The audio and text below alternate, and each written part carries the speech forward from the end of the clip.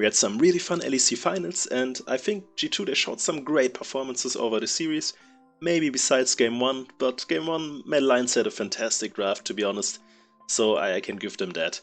But G2 in Game 2 they already came back really strong, so I'm going to show you how they did all of this. I think they had a really strong passage of play starting around here now, so we are going to go straight into it. And the game, it starts not even that easy for them. If you look at the map right now, the Nar for Mad Lions really in a strong position at this point, much further ahead already, like 13 CS and 5 coming here. Also, he can threaten kind of a freeze here now with these minions. He has more than enough for that. And K'Sante is kind of in a difficult position already. So how do you solve this kind of issue? Normally, let's say you are playing solo queue or something like that, you are really in trouble here because your jungler's on the other side of the map. He's on bot lane right now, and the enemy jungler is pathing kind of into you. So you are kind of in this situation where what do? You can't really push the wave. He also gets Mega now, so he will win the all-in for sure. And the jungler is coming as well. What do? Do you push and then risk dying, what will probably happen, or you lose a lot of XP and minions and now gets even further ahead. So how does G2 solve this issue? They actually swap their bot lane right now. So they have a reset timer at this point and they use it to swap their bot lane to the top lane. This is really smart decision making by them, so we can look at it here, like the wave state is really terrible for K'Sante, it's not really playable for him. So they just swap, he goes bot lane, they go top. Also, they reset together with the jungler, which is also quite important, so he can cover kind of what they do. And they can also go for the grubs who are still left. They got one, but they will get three like this. So really smart swap.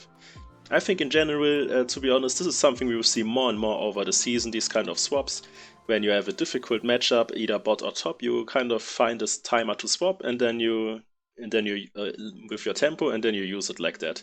So this is what they do. I think I mentioned this already in another video. Before the season even started, I think I mentioned it because this is something I think over the year we will see more and more, like a lot more swaps. The game will be quite dynamic, I would say. So now also with the swap, one thing I want to mention. So of course we see Senna is still moving bot, so they didn't expect it at all. This is really important. And before they go to the grubs, they go top lane, which is also quite interesting. So I'm not sure right now if he actually saw them from the spectator map. It looked like it, but he doesn't play like it. And yeah, but they kind of set a trap here, and Maokai is also coming. And now Mervin is really in trouble. Also notice one more thing. K'Sante, he doesn't show himself until his bot lane is kind of close to engaging. So this is also quite important and really smart by him. So he still hasn't shown himself. Now he did. Now they see him and now they already engage. So this is really good.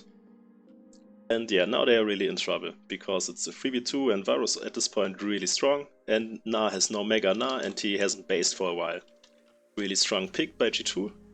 With the swap, so they solve two issues with this. They can get the grubs like this, and the K'Sante, he gets kind of out of his difficult lane. Really well done by them.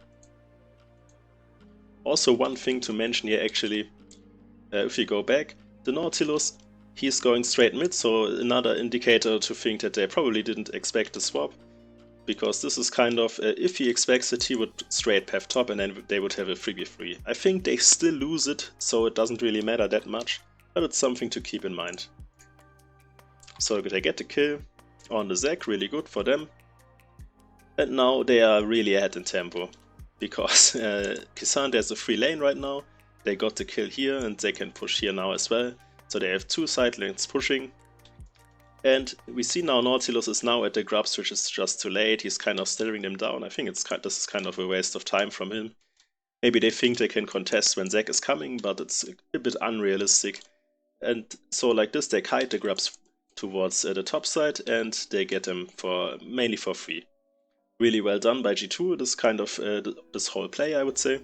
And now they reset again. They reset instantly after the grubs and not go to any lane or something like that. And now this is also really interesting. Why is this interesting? They now have a lot of options. They can swap back basically to a bot lane, or they can go back top. So they have two options now, and it's quite interesting the decision they make. Because Dragon, I think they would swap back normally. I think most teams would, and then they are there for the Dragon spawn. But the Dragon is still not quite there yet, and they determine that the wave to play through is actually the top lane wave, and we will see this in like the next 2 minutes basically, how they play this wave. This is really important. I think it's really impressive that they noticed it while in the game. I think most teams they would swap just bot lane. So now let's go a moment back. Now we see this wave. This is a slow push basically. So since the wave is kind of collapsing here, their next wave will arrive much quicker, just for some people who don't know this. And then you can, if you just last hit the minions, you get a slow push, so you have like a stacked wave that you can play through. And this is really important, because this stacked wave, it will link up with the Dragon timer, so they kind of link it up and crash it at like 1 minute to 50 seconds before the Dragon spawns. See how he only lasted. So they will link it up until for the Dragon spawn, and then like 50 seconds I think before the Dragon they will probably recall, something like that, and then they will move bot and swap. So this is much better I think than swapping instantly, because then Mad Lions they have to respond to this big top lane wave. Also realize how the Maokai, we go back to look at Maokai for a moment. Maokai, he's still staying topside all the time. Like from the earlier play, he's still playing topside, even though his bot lane camps are up. I think some junglers they would go bot side and then like prepare for Dragon or something like that. But he stays topside basically the whole time to cover for his bot lane, so they can actually safely do this. So this is also really well done by Yike. Also earlier he skipped the camp to get top lane quicker, so he's also playing really well. Yeah, you can see now he's covering them basically. They don't really want to go for a kill. You can see they already instantly move back after crashing this big wave. They don't want to dive or anything like that. They just want to secure the reset to play for the Dragon. And as I said, around 50 seconds, a bit earlier in this case, they recall and then they go for the Dragon. So this is really well done, and you have to think they know this like 2.5 minutes earlier, like when they respawn from the grubs, they already decide this. Really insane by them. Now what we see here, I think this I think it really shouldn't happen. Yeah, great solo kill by Broken Blade, of course, but I think this is just individual mismatch here. I think really well played by him. But I think the play, it really doesn't change that much, so he would still recall any time of the day. It doesn't matter if he gets the solo kill or not, he would recall and he would use his TP top lane. And you see how insanely far behind Mad Lions is in tempo. Like they had to clear this wave and then push this next one. They are still in top lane, while G2 is already bot and will be able to contest the Dragon which spawns in 17 seconds. So they're insanely far behind right now in tempo. They are just basically responding to G2 all the time. Really well done. Broken Blade can also here deny a lot of minions and get a freeze kind of off with this if he wants to, at least. I think he doesn't, it seems like it. I think he goes for plates, but he could play for a freeze there, I think. And yeah, so they get a plating as well. Also, while they do all of this, they don't really lose that much platings or minions or things like that. The timings are really clean, really crisp. And yeah, now we can see like this is not contestable for the Mad Lions, not at all. And because they are so far behind, Senna just arrived bot to catch the wave. And this is basically a free Dragon for G2. So all Mad Lions really can do is secure their bot lane camps, because if they don't, then G2 also could try to play for that. So yeah, but they kind of they secure them.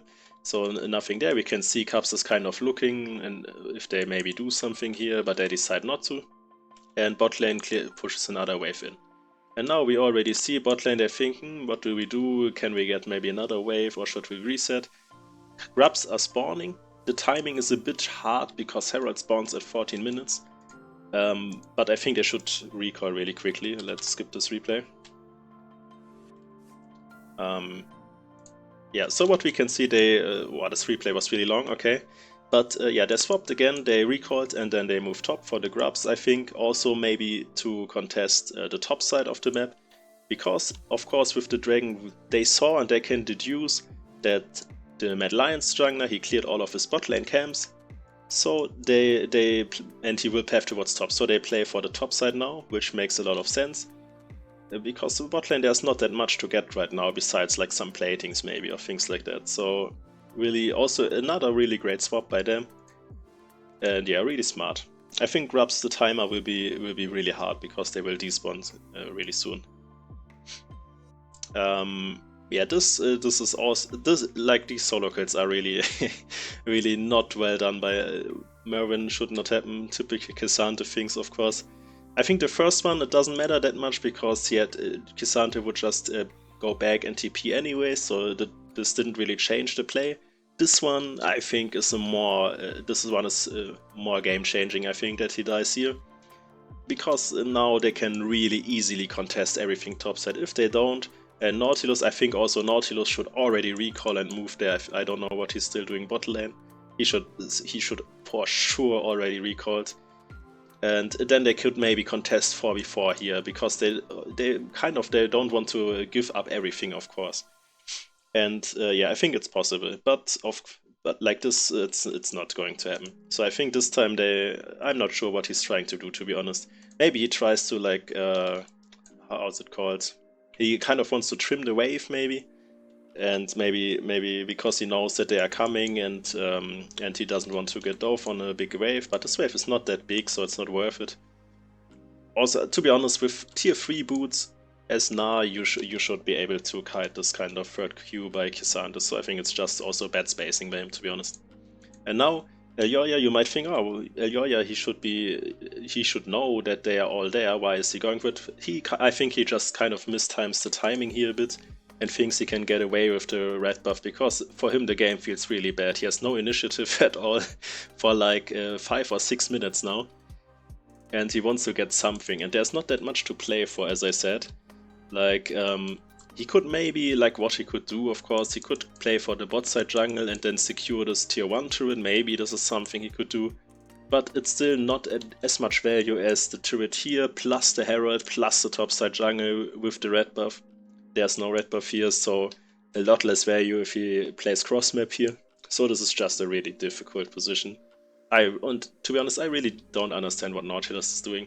Maybe they think, I think what they might think is that Senna is too slow at getting turret, and maybe they can get first turret if he stays there and helps her or something like that. But I think even with Nautilus, this is not worth it. I think you should try to contest maybe topside with him more. This is not worth it. And now Senna, because she's so slow, we can go back for a moment to see where K'Sante was. K'Sante is basically just going from base. She's still trying to push and hit the turret in all of this time while these top lane shenanigans are going on. And so she just gets easily picked there. Also, Caps can use his mid lane timer right now, where he pushed the wave to roam and secure the kill, kind of. I think they get it, if I remember correctly. So super, he plays it as well as he can. He kites really well, or not kites, he dodges really well, but against LeBlanc, no chance. No chance for him to do anything. I think they kind of miscalculated the situation there with Nautilus and Senna. Yeah, and now also one more thing I want to say here, which is really, really good by G2. We can see in a moment, and it's right now. A lot of teams, I think, when they're at this stage with the Herald, they would just think, let's come on, let's try and get it. Azir is recalling, of course. We can probably get it still. But they are really disciplined here, they back off, and they don't overplay on two sides. And they wait for basically the rest of the team to do their thing. So they are really in sync over the whole map, which is really, really good by them. So LeBlanc is moving back mid lane. K'Sante is pushing the turret. He's getting the turret and a lot of gold from the minions. He's going to go for the next wave, I assume. So this is all really in sync on the whole map from them. I think this whole play from them is so good. Also, yeah, like Yike playing with his bot lane perfectly the whole time. I'm really impressed by G2, to be honest, at this point. And yeah, now we can see, of course, LeBlanc was able to join up, and now they go again for the Herald. Also, now Mad Lions has to respawn bot lane, and now K'Sante just moves mid and catches this wave, so they don't lose anything in terms of CS again. It's so clean by them.